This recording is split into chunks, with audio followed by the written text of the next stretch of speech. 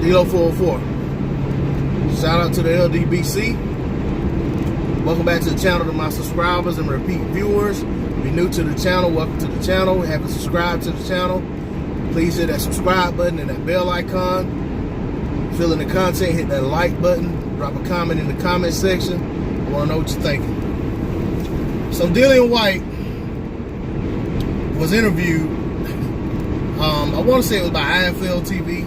I may be mistaken, but in that interview, he said he was talking about the Chisora fight, and he was talking about, yeah, he could have went over to the U.S. and fought some guy for decent money, or good money. I can't remember what the exact words were. But what does that do for him? He wants legacy fights, so forth and so on. And, you know, basically, basically acting as if, and talking as if, he's bigger than fighting Luis Ortiz. And that, this Chisora fight is the biggest fight he can make aside from fighting AJ. Basically he'll lose, so it's not about money. Well, the Chisora fight is going to be a pay-per-view fight in the U.S. in the UK. I think they pay about $24.99, something like that, for their fights. And maybe I've heard someone say on another video that Luis Ortiz would have been a pay-per-view fight over there because the UK fans have a bad taste in their mouth from his fight with some other guys that they saw that took place over in the UK. And I think he actually said Brian Jennings, the Brian Jennings fight, which not 100% sure if that was the correct fight. For some reason I thought he fought I think his name Malik Scott. I thought he fought Malik Scott and that David, what's that guy's name? I forget the guy from the UK that was kind of like a prospect. I thought he fought that guy over there.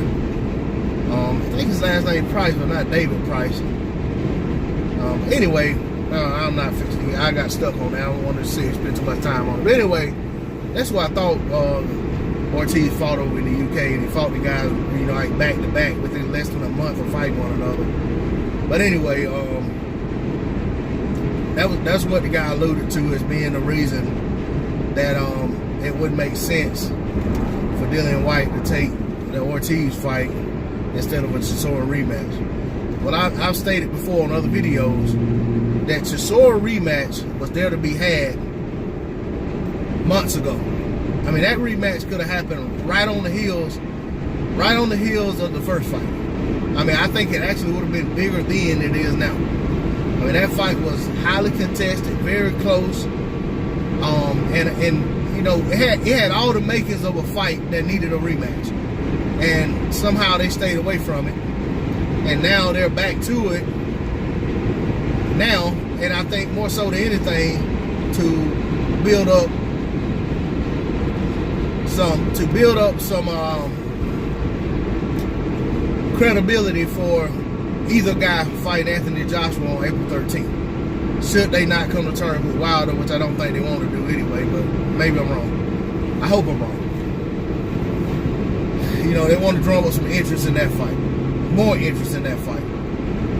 But to me, it's simple. They didn't fight Luis Ortiz because they don't think Dillian Whyte can beat Luis Ortiz, despite Dillian Whyte running off at his mouth, calling Ortiz out and saying all kind of, slick stuff. And then Ortiz raised his hand and said present and told him, hey, I'll come over there, we can do it. If you don't want to come over here, I'll come over there.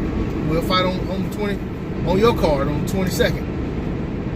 And then Ortiz asked me to come over there and fight on the Wilder card, which Dillian Whyte claims he wants a Wilder fight. Been saying it for the longest. And what better opportunity to get a Wilder fight than go over there and beat Luis Ortiz on the undercard? The American fans would be clamoring for that fight. Because quite honestly, there's a lot of American fans that are clamoring for a rematch between Ortiz and Wilder if he can't get the fights he wants. And that fight primarily is the Anthony Joshua fight. If he can't get the Anthony Joshua fight, a lot of American fans want to give Ortiz a rematch. So I know if Dillian Whyte had to beat him, not even going to talk about the sanctioning body basically saying if he beat him, he'd become a mandatory. Not going to talk, even mention that Wilder, forget about Wilder saying that he'd fight him if he beat Ortiz. I'm saying that the American fans and the Deontay Wilder's fans in particular would be clamoring and pressing him to make a Dillian Whyte fight if Dillian Whyte beat Luis Ortiz on that undercard. But what does Dillian Whyte do? Gets on the phone with Eddie, say, let's make this Chisora fight happen, even if I got to give up a little more than what I wanted to give up initially. Because Dillian Whyte was straight trying to lowball Chisora. I mean, that was no two ways about it. I think he had told him, initially, give him like 20% or something when they were face to face talking after somebody had fought. I don't know if it was after Chisora fought Takum or if it was after, no, I don't think it was then. I think it was some other fight. Both guys were there. And I think Dillian Whyte was actually working the broadcast. But, Chisora came back and said, well, I'll give you $5 million and I just keep everything off the top. And Dillian Whyte shook on it, and Chisora, I guess Chisora never produced that $5 million. So they ended up negotiating, and Chisora pretty much walked away. And then they doubled back and made the fight happen when Dillian Whyte wasn't going to have a credible opponent because he didn't want to fight Luis Ortiz. So, they call this fight the brawl for it all. Have no idea why. I guess they're brawling for the rights to fight Anthony Joshua. But I call it the brawl to duck all. Because these guys have had every opportunity to get this rematch done way before now, and they didn't take it.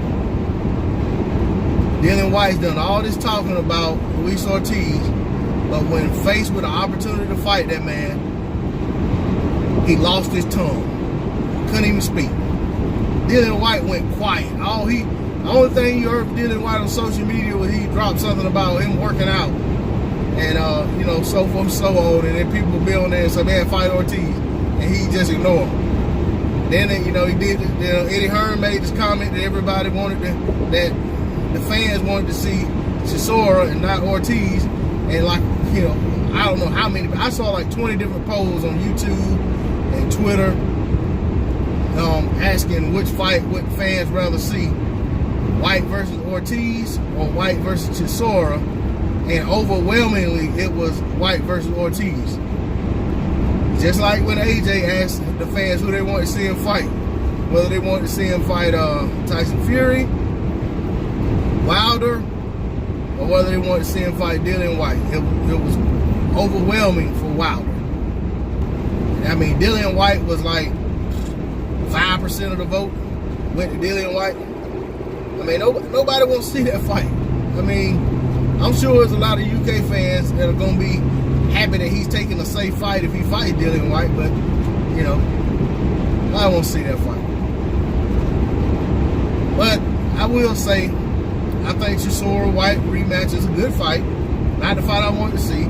I wanted to see Whyte back up all that mouth he got and fight Luis Ortiz and probably get knocked out. But at least he would have took the fight. I'd have had more respect for him taking a fight than I have for him, even if he goes out and knocks Chisora out in the rematch. Because at the end of the day, he always talks about taking on all comers. He'll fight anybody, and he don't duck anybody, this and the other. And the way I see it, he's that until it comes to certain people. So I wish them well with their fight card. I hope they get what they want out of it. I hope there's a convincing winner this time, so there's not a reason to revisit this fight again in a year or so. And ultimately, I hope Anthony Joshua looks the other way and tries to make a fight with a winner of Wilder versus Fury. And that's all I'm going to say about it. Shout out to the LDBC. I'm moving on. Peace.